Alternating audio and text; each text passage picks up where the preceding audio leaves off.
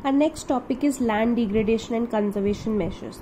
We have shared our land with the past generations and will do so with the future generations too. अब देखिए land degradation and conservation measures में क्या है कि land degrade हुई तो क्यों हुई और उसके कंजर्व करने के लिए हम क्या क्या कर सकते हैं। तो बेसिकली दो ही क्वेश्चन इसमें बनते हैं कि या तो आपको पूछेंगे कि लैंड डिग्रेडेशन के कॉजेज बताओ, तो वो भी मैं आगे आपको हाईलाइट करवा दूंगी क्या लिखना है आपने, और दूसरा कंजर्व करना है तो आप तरीके बताइए, तो वो भी मैं आपको बता दूंगी। तो दो ही मेन चीजें आपने ध्यान रखनी है। अभी तक हमने पढ़ा है कि हमने जो अपना लैंड है वो पिछली पास्ट जनरेशन से शेयर किया है और आगे हम फ्यूचर जनरेशन के साथ भी अपना लैंड शेयर करने वाले हैं।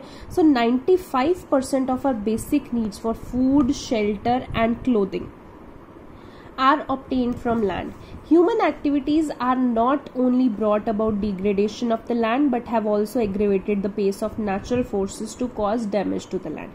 अभी तक जो हमारी ज़रूरतें हैं, चाहे वो खाना है, चाहे शेल्टर है, चाहे कपड़े हैं, वो चीज़ें हमने लैंड से ही कहीं ना कहीं डायरेक्टली या इनडायरेक्टली ऑब्टेन की हैं। बट हमारी जो ह्यूमन एक्टिविटीज़ हैं उन्होंने इस लैंड को डिग्रेड करने में कोई कमी नहीं छोड़ी है। प्लस जो नेचुरल फोर्सेस है, हमने अपनी एक्टिविटी से उन नेचुरल फोर्सेस को भी इतना ज़्यादा बढ़ा दिया है कि उन्होंने लैंड डैमेज कर दिया है। मतलब जब हम ऐसी सी एक्टिविटीज करेंगे जो हमारे इकोसिस्टम को डिस्टर्ब करेंगी तो ऑब्वियसली नेचुरल डिजास्टर्स ज्यादा होंगे। जितने नेचुरल डिजास्टर्स ज्यादा होंगे उतना ही हमारा जो लैंड है वो डिग्रेड होगा। प्लस हम ह्यूमंस ही ऐसी एक्टिविटीज करते हैं जिसकी वजह से और भी होता है। At present there are 130 million hectares of degraded land in India. India में 130 मिलियन हेक्टेयर ऐसा लैंड है जो कि डिग्रेडेड है। तो ये बहुत बड़ा नंबर है। देखिए ऐसा लैंड जो खराब हो चुका है। Approximately 20% of it belongs to category of forest degraded area, 56% of it is water eroded area, rest is affected by saline and alkaline deposits. मैं फिर से बोल रही हूँ, आपको डेटा नहीं याद रखना कि कितने परसेंट क्या है, सिर्फ आइडिया लीजिए। अगर 130 मिलियन पूरा खराब लैंड है तो उसमें से 28% किस वजह से खराब हुआ, जो जंगल वाला एरिया था वो हमने खराब कर दिया। 56% ऐसा था जो पानी के बहने की वजह से खराब हो गया। और बाकी चीजें किस वजह से, बाकी जो लैंड बचा वो अफेक्ट हुआ क्योंकि हमारे लैंड जो जमीन है उसमें सलाइन और एल्कलाइन डिपॉजिट्स बहुत ज्यादा हो गए थे जिसने सॉइल की क्वालिटी को खराब कर दिया। ठीक है। सम ह्यूमन एक्टिविटीज, कुछ हम ही ने एक्टिविटीज करी, जैसे पेड़ काटने शुरू कर दिए, डिफॉरेस्टेशन कर दी, ओवर ग्रेजिंग मतलब गाय भैंसों को खुला इतना छोड़ दिया, वो इतना ज्यादा ग्रेजिंग कर रहे हैं। एक ही लैंड पे अगर वो ग्रेजिंग करे जा रहे हैं तो उसमें उस लैंड को दोबारा अपने न्यूट्रिएंट स्टोर करने के लिए बिल्कुल टाइम नहीं मिलता है। तो वो क्या हो रहा है, बिल्कुल बैरन लैंड बने जा रहा है। ठीक है। जो ग्रेजिंग भी है, गाय भैंसों को अगर चराना भी है, देखिए हमेशा कहा जाता है कि लैंड चेंज कर करके उनको ग्रेजिंग करनी चाहिए। ऐसा नहीं कि एक लैंड पे ही वो सारा साल ग्रेज किए जा रहे हैं, तो दोबारा से उसमें ग्रीनरी कब आएगी, जब ग्रेजिंग ही हो जा रही है। ठीक है। माइनिंग है, जो मिनरल्स हैं उनको निकालने के लिए हमने लैंड खराब कर दिया है। क्वेरिंग है, मतलब जमीन में से पत्थर हो गई, मिट्टी हो गई, उसको निकालने के प्रोसेस को क्या बोलते हैं, क्वेरिंग। इन सब चीजों ने लैंड को डिग्रेड करने में बहुत ज्यादा जो अफेक्ट किया है और ये सारी चीजें हमारे ह्यूमन मेड चीजें हैं, हम ही ने ये क्रिएट की है। ठीक है। नेक्स्ट जो आपके उसमें पाई चार्ट बन रखा है, पाई चार्ट में देखिए कुछ नहीं, आपको बस दिखा रखा है कि वाटर इरोडेड एरिया कितना है। हमने ऊपर पढ़ा है कि वाटर इरोडेड एरिया 56% है। ठीक है। नीचे फॉरेस्ट डिग्रेडेड एरिया, मतलब जो हमने ऊपर डिस्क्रिप्शन पढ़ी है उसी का उन्होंने पाई चार्ट बना के आपको एक्सप्लेन कर दिया है। ठीक है। अब बात आती है कि मेन इस टॉपिक में पेपर में क्या आएगा। तो पेपर में इससे आगे वाला आने वाला है। इस पैराग्राफ में जो क्वेश्चन है ना, देखिए वो बनता है। अब यहां से अगर आप स्टार्ट करें, mining sites are abandoned after excavation work is complete leaving deep scars and traces of overburdening. जहां पे ये खुदाई होती है मिनरल्स के लिए, जो माइनिंग साइट्स होती हैं, वो जब भी पूरा एक्सकेवेशन वर्क, मतलब जब वहां से मिनरल्स निकाल लिए जाते हैं तो उसको बोलते हैं एक्सकेवेशन वर्क। वो जब मिनरल्स निकाल लिए जाते हैं ना तो उन जगहों को ना बंजर छोड़ दिया जाता है। अब वहां जगहों को तो बंजर छोड़ दिया, वहां पे बचा क्या उन जगहों पे, डीप स्कार्स, मतलब जो भी चाहे डिगिंग करके या मशीनों से वहां पे खुदाई करके जितने भी मिनरल्स निकाले हैं तो वो सारे निशान वहां पे पड़ चुके हैं। ओवरबर्डनिंग के ट्रेसेस, मतलब वहां पे मलबा पड़ रखा है, आपके पत्थर पड़ रखे हैं क्योंकि मेन मिनरल्स तो आपने निकाल लिए। तो वो जगह जो है, माइनिंग साइट जो है वो खराब हो गई, अब वो किसी काम नहीं आने वाली, तो डिग्रेड हो गया land. In states like Jharkhand, Chhattisgarh, Madhya Pradesh, Orissa, deforestation due to mining have cause severe degradation.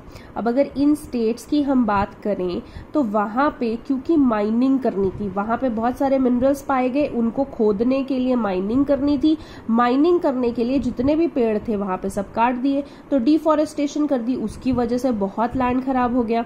कुछ स्टेट्स जैसे कि गुजरात, राजस्थान, मध्य प्रदेश, महाराष्ट्र, इन स्टेट्स में लैंड कैसे खराब हुआ? ओवर ग्रेजिंग की वजह से, बहुत ज्यादा ग्रेजिंग कर ली गई, इस वजह से लैंड खराब हो गया।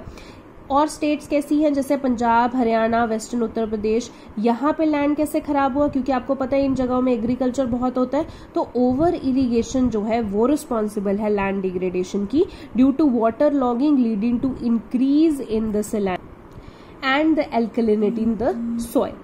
तो जितनी भी ये लोग जो स्टेट्स हैं जैसे कि उत्तर प्रदेश जो है, पंजाब है, हरियाणा है, यहाँ पे एग्रीकल्चर तो बहुत ज़्यादा होता ही है। देखिए, तो यहाँ पे जितना एग्रीकल्चर होगा तो यहाँ क्या करते हैं, ज़मीन में बहुत सारा पानी स्टोर करके रखते हैं, पानी स्टोर करके रखते हैं और बहुत सारे पेस्टिसाइड्स, केमिकल यूज़ करते हैं, तो इसकी वजह से उस पानी में सैलिनिटी और एल्कलिनिटी बहुत ज़्यादा होती है, जिसकी वजह से वो सॉइल की भी एल्कलिनिटी और सैलिनिटी बढ़ जाती है। तो ये इतनी ज़्यादा सैलिनिटी और एल्कलिनिटी जमीन के लिए अच्छी नहीं होती, तो भी लैंड डिग्रेड हो गया। ठीक है, mineral processing like grinding of limestone for cement industry and calcite and soapstone for ceramic industry generate huge quantity of dust in the atmosphere. It retards the process of infiltration of water into the soil after it settles down on the land. अब और land कैसे degrade होती है? जहां पे minerals की processing होती है, जैसे कि सीमेंट इंडस्ट्री में लाइमस्टोन चाहिए होता है, तो लाइमस्टोन को ग्राइंड करना पड़ता है, उससे बहुत ज्यादा डस्ट क्रिएट होती है। प्लस सेरेमिक इंडस्ट्री में सोपस्टोन चाहिए होता है, उसके लिए भी बहुत ज्यादा डस्ट क्रिएट होती है। तो जब भी ये चीजें बनती हैं, इनकी जो डस्ट है वो इतनी ज्यादा प्रोड्यूस हो जाती है कि अगर जब पानी जो है वो मिट्टी में जाता है ना, तो फिल्टर नहीं कर पाता इस डस्ट को, वो इन चीजों की, केमिकल्स की डस्ट को पानी के साथ मिक्स करके साथ में मिट्टी में चले जाता है। तो मतलब मिट्टी में भी क्या मिक्स हो गया? केमिकल मिक्स हो गया, तो लैंड डिग्रेड हो गई। इन recent years, industrial effluents as waste have become a major source of land and water pollution in many parts of the country।